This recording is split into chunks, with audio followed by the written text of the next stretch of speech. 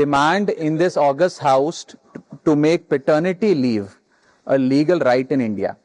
Sir, हमारे देश में जब बच्चे का जन्म होता है तो बधाइयां माँ बाप दोनों को मिलती हैं, लेकिन जिम्मेदारी पूरी तरीके से माँ यानी कि मदर के हिस्से में डाल दी जाती है और हमारा सिस्टम केवल मैटरनिटी लीव को मान्यता देता है, रिकॉग्नाइज करता है।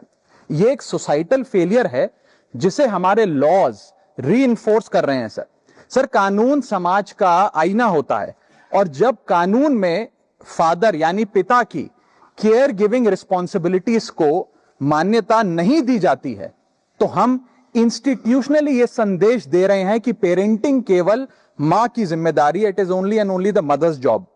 मैं ये मांग करता हूं कि पैटर्निटी लीव को लीगल राइट के रूप में मान्यता दी जाए। केयर गिविंग सिर्फ मां की जिम्मेदारी नहीं मानकर जेंडर डिवाइड को और गहरा नहीं किया जाना चाहिए। अब इसे बदलने का समय आ गया है। सर, एक मां 9 महीने तक बच्चे को पेट में पालती है व्हेन शी इज प्रेग्नेंट, फिर नॉर्मल डिलीवरी या सिजेरियन जैसी मुश्किल प्रोसीजर से गुजरती है। उसे मेडिकल केयर, दवाइयों के साथ साथ अपने हस्बैंड की फिजिकल, मेंटल और इमोशनल सपोर्ट की भी जरूरत होती है। पति की भी बीवी के प्रति केयर गिविंग रिस्पॉन्सिबिलिटीज होती हैं, सिर्फ बच्चे के प्रति नहीं। और ऐसे समय में हस्बैंड की प्रेजेंस कोई लग्जरी नहीं सर, बल्कि एक नेसेसिटी है। आज केवल सेंट्रल गवर्नमेंट एम्प्लॉइज को ही 15 दिन का पैटर्निटी लीव मिलता है, जबकि प्राइवेट सेक्टर में यह राइट या अधिकार है ही नहीं।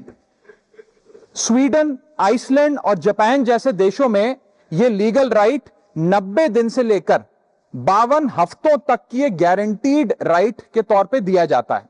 भारत में 90% वर्कफोर्स प्राइवेट सेक्टर में है, यानी कि अधिकांश पिताओं के पास यह अधिकार है ही नहीं। इसीलिए मैं सरकार से मांग करता हूं कि पैटर्निटी लीव को लीगल राइट बनाया जाए, क्योंकि केयर गिविंग सिर्फ मां की ही नहीं बल्कि एक shared responsibility of both the mother and the father. Thank you sir.